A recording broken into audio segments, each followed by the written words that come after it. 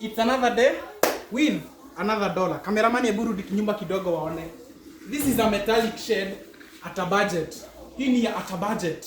Get my word, at a budget. Because yes, as much as the sleeping cubicles ni metallic, huku mwisho tunatumia the locally available materials. It's on a budget.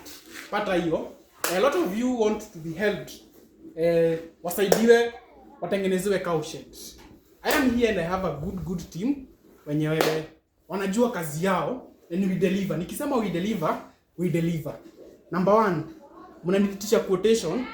For quotation, I charge only 4,000 to eliminate serious people and jokers. Because unatumia mtu quotation, anapeleka kazi kwingine, na hiyo hatutaki kufanya come 2026. Yeah, quotation 4,000 only, yeah, any type of cow shed, whether metallic ama wooden. Alafu note this, as much as nitafanya quotation, I will not indicate the prices because location yako vitu zinaweza kuwa expensive ama cheap.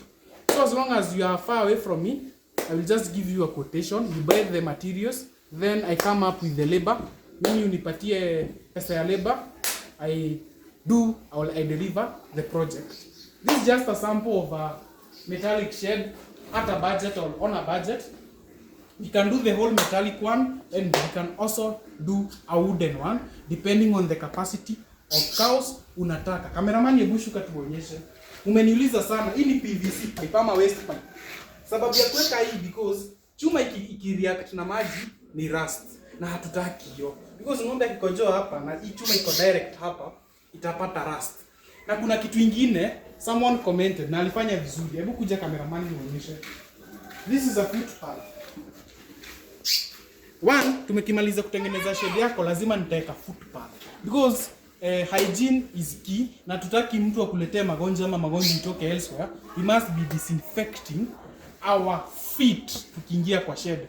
So kuna vitu zingine nitakuwekea ndo wewe kama mkulima we enjoy your dairy farming. Remember 2026 na wa motivate na wajengia shed na wauzia ng'ombe na wafunza how to rear.